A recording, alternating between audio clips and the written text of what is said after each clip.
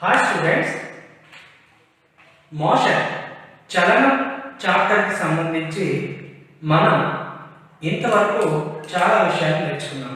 అవి ఏంటంటే motion relative, చలనం సాపేక్షమైనది, దూరం, స్థానభ్రంశం, వాటి మధ్య భేదాలు, అలాగే సదిశలు అంటే ఏంటి, అదిశలు అంటే ఏంటి, వాటి మధ్య భేదాలు, వడి, వేగము, వాటి మధ్య భేదాలు, సమచలనం, అసమచలనం, ఇటువంటి విషయాలన్నీ కూడా ఇంతకు ముందు వీడియోలో మనం క్షుణ్ణంగా నేర్చుకున్నాం కదా.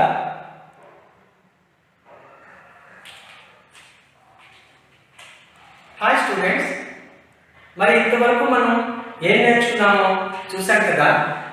మరి ఈరోజు ఈ వీడియోలో మనం ఏం నేర్చుకోబోతున్నాము అంటే త్వరణం అంటే ఏమిటి, what do you mean by acceleration and types of acceleration. అంటే త్వరణము రకాలు, ధన త్వరణం, రుణ త్వరణం, త్వరణం లేకపోవడం, ఇటువంటి విషయాలు ఈ వీడియోలో మనం నేర్చుకుంటాం. అంతేకాక చలన సమీకరణాలు, ఈక్వేషన్స్ ఆఫ్ మోషన్, వీటి గురించి కూడా మనం ఈ వీడియోలో చాలా భిన్నంగా నేర్చుకోబోతున్నాం. మరెందుకు ఆలస్యం, నేర్చుకుందామా మరి.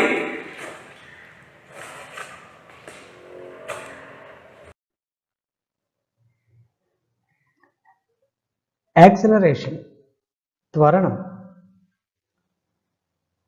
యాక్సిలరేషన్ అంటే the rate of change of velocity is called acceleration. It is a vector quantity. It is denoted by a, and the units of acceleration is meter per second square. వేగంలో మార్పు రేటుని త్వరణం అంటారు. ఇది ఒక సదిశ రాశి, దీనిని ఏతో సూచిస్తారు. Acceleration is equal to change of velocity by time. ఇది త్వరణానికి సూత్రంగా చెప్పుకోవచ్చు. ఇందులో టీ టైం, పట్టిన కాలం, వి ఫైనల్ వెలాసిటీ, తుది వేగం, యు ఇనిషియల్ వెలాసిటీ, తొలి వేగం అవుతుంది. Acceleration A change in velocity by time, that is nothing but v minus u by t.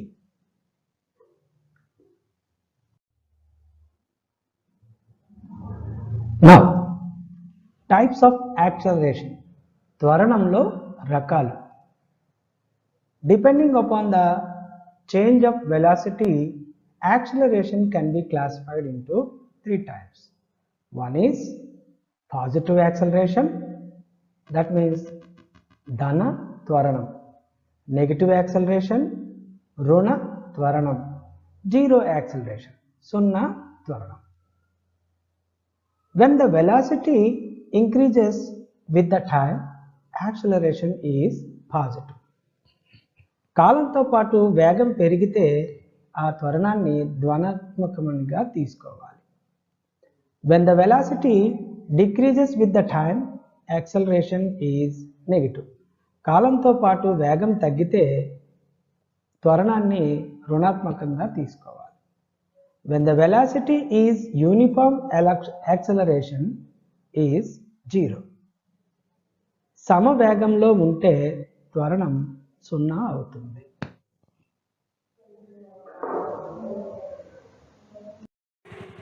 ఇప్పుడు ఈ స్పీడోమీటర్ చూశారు కదా, అందులో నీడిలు 0 దగ్గర ఉన్నది. ఇప్పుడు దీన్ని మనం ఒకసారి వేగాన్ని పెంచుతున్నాం, ముందుకు వెళ్తున్నాం.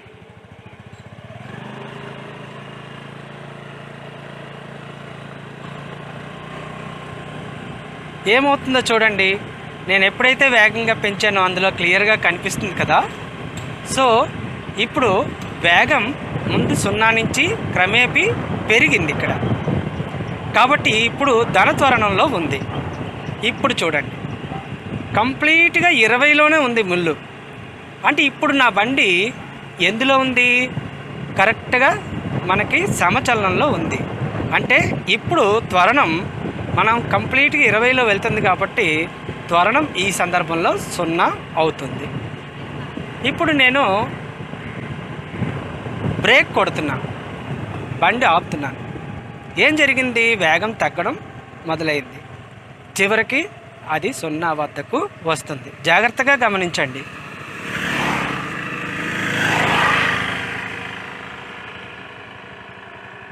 ఓకేనా చిల్డ్రన్? అబ్జర్వ్ చేశారు కదా సాయి? ఇప్పుడు మనం ఒక బండికి స్పీడోమీటరు ఎప్పుడైనా నువ్వు చూసావా? అయితే ఈ స్పీడోమీటర్కి సంబంధించి మనం త్వరణం అనే భావాన్ని అర్థం చేసుకోవడానికి ఇది ఎంత బాగా ఉపయోగపడుతుందో చూద్దాం. మరి ఇక్కడ మనకి స్పీడోమీటర్లో నీడిలు 0 వద్ద ఉంది. మనం వేగాన్ని బండికి పెంచితే ఈ నీడిలు ఇలా ముందుకి పైకి వెళ్తుంది.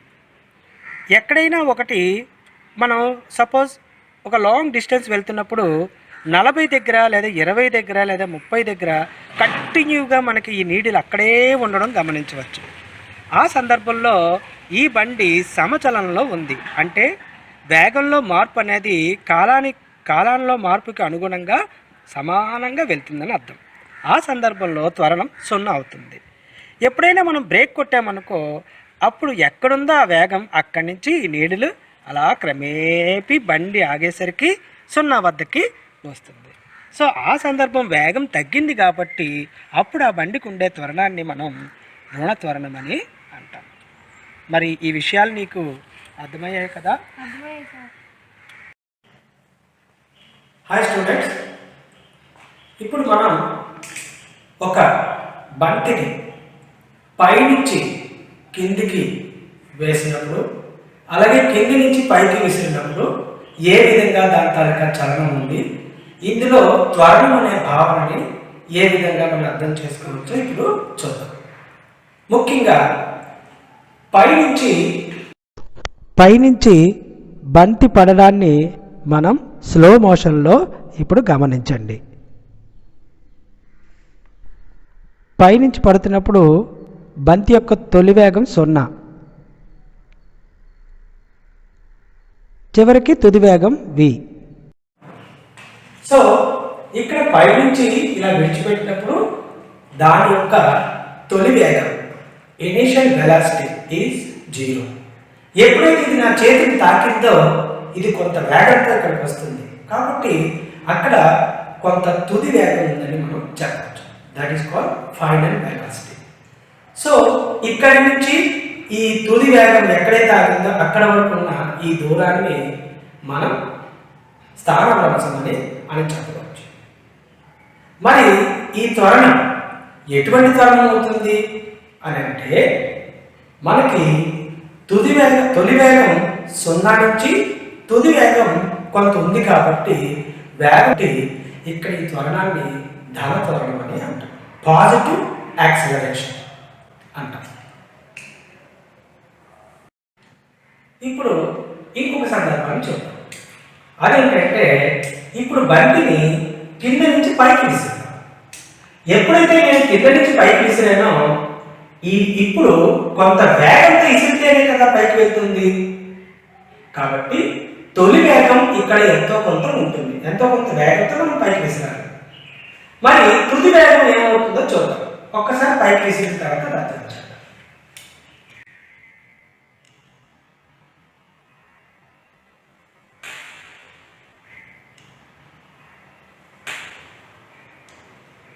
సో ఇక్కడ ఏమైంది? ఎప్పుడైతే నేను కొంత వేగంతో పైకి విసిరానో అది ఎంతవరకు పైకి వెళ్ళాలో అంతవరకు వెళ్ళి అక్కడి నుంచి తిరిగి పడిపోవడం వచ్చింది. అంటే ఇక్కడ ఇది తొలి వేగం అయితే అది ఎంత ఎత్తుకు వెళ్ళిందో అక్కడ ఉండేప్పుడు వేగం ఎంత అవుతుంది? 0 అవుతుంది. దాన్ని మనం తుది వేగం అంటాం. అంటే ఇప్పుడు ఈ దీంట్లో తుది వేగం 0 అవుతుంది. అంటే ఫైనల్ వెలాసిటీ ఈజ్ 0 అవుతుంది. సో ఈ సందర్భాన్ని కూడా మనం తీసుకుంటే మనకి ఇక్కడ వేగం అనేది ఏమైంది? క్రమేపీ తగ్గి 0 అయింది. కాబట్టి ఇప్పుడు ఈ వస్తువుకు ఉండే త్వరణాన్ని మనం రుణ త్వరణం అని అనొచ్చు. సో ఇలాంటి సింపుల్ ఎగ్జాంపుల్స్ ద్వారా మనం త్వరణాన్ని మనం చాలా సులువుగా నేర్చుకోవచ్చు. ఓకేనా చిల్డ్రన్? హాయ్ స్టూడెంట్స్, ఇప్పుడు ఈ గోళీ యొక్క చలనాన్ని మనం ఒక ఏకవాల తలంపై ఏ విధంగా ఉంటుందో మనం గమనిస్తాం. దీనికి కావాల్సిన పరికరాలు ఇటుక, అలాగే ప్లాస్టిక్ పైప్ హాఫ్ కటింగ్ చేసిన పైపు, ఒక గోడి. ఇది తీసుకొని ఈ ప్రయోగాన్ని మనం చేద్దాం. మరి ఈ ప్రయోగాన్ని అందరూ జాగ్రత్తగా పరిశీలించాలి. ఈ గోళీని 50 సెంటీమీటర్ల దూరంలో విడిచిపెడుతున్నాను. 1 2 3 స్టార్ట్.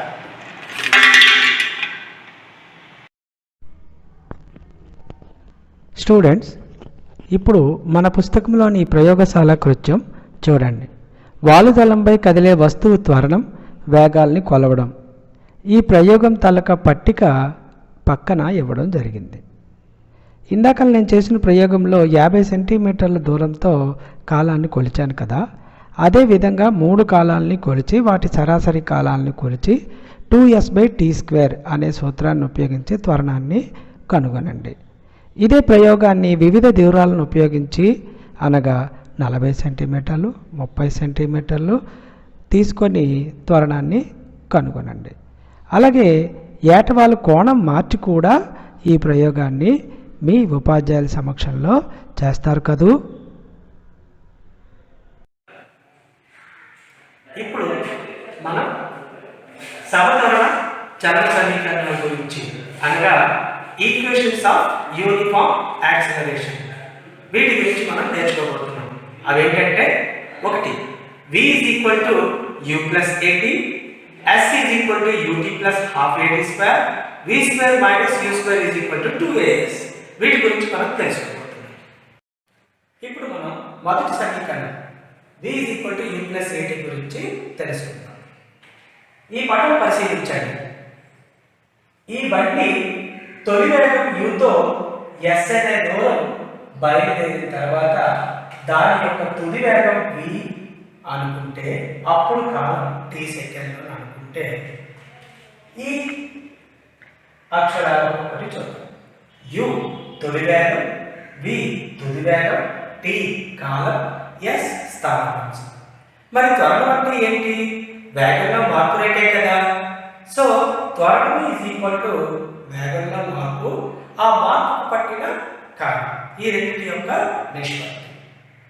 సో a = ΔV/Δt, అనగా v - u/t - t, that is v - u/t. So cross multiply చేస్తే v - u = at. జస్ట్ ఈ మైనస్ u అంటే పెడితే మనకి ప్లస్ u అవుతుంది. So finally we have v = u + at. This is first equation of motion. ఇప్పుడు రెండవ చలన సమీకరణం s = ut + ½ at². దీని గురించి మనం తెలుసుకుందాం. మనందరికీ సరాసరి వేగం అంటే అందరికీ తెలుసు. రెండు యొక్క వేగాలు, తొలి వేగం యొక్క సరాసరి ఏమవుతుంది? v + u/2.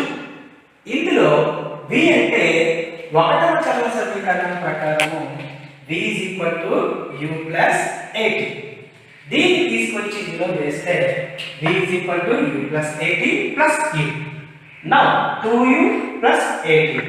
So whole by 2 కాబట్టి 2 తో డివైడ్ చేస్తే 2 క్యాన్సిల్ అయితే u అయింది. ఇక్కడ పొజిషన్ 1 అనుకుంటే ½ at అయింది. సో ఇంకా అనదర్ వేలో చూస్తే average velocity is equal to displacement by time. So here s/t. Now these two things are equal. So s/t is equal to u + ½ at. So now we multiply with t, ut + ½ at². ఇప్పుడు మూడవ చలన సమీకరణం గురించి మనం నేర్చుకుందాం. అదేంటంటే v² - u² = 2as. So దీనికోసం మనం ఇంతకుముందు ఆల్రెడీ నేర్చుకున్నాం కదా, సరాసరి వేగం అంటే మనకు తెలుసు, రెండు విధాలుగా తెలుసు.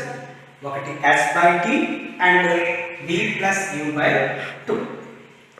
సో ఇప్పుడు ఇందులో మనం s అనేది మనం క్యాలిక్యులేట్ చేస్తే s = v + u/2 into t. Now v plus u by 2.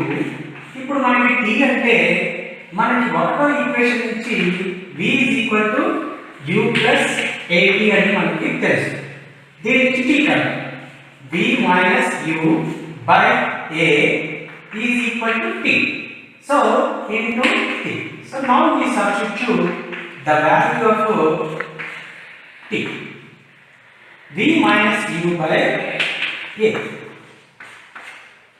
So finally v plus u into v minus u. ఏ రూపంలో ఉంది ఇది? v plus a plus b into a minus b లాగా ఉంది. So v square minus u square. 2 into a 2a. So when we cross multiply, so v square minus u square is equal to 2a. Yes, this is third equation.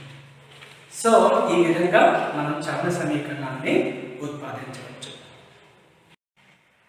Students, ఇప్పుడు మనం చలన సమీకరణాన్ని ఉత్పాదించడం నేర్చుకున్నాం కదా.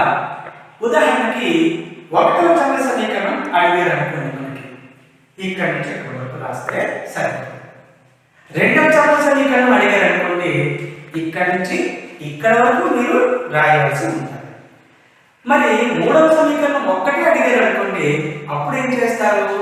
ఒకటవ సమీకరణం అంతా రాసి ఈ పార్ట్ విడిచిపెట్టి మూడవ సమీకరణం ఇది రాస్తే సరిపోతుంది. అర్థమైంది కదా పిల్లలు? Thank you to all. మీ కాకినాడ సుబ్రహ్మణ్యం, జిల్లా పరిషత్ ఉన్నత పాఠశాల, మలిచర్ల, విజయనగరం.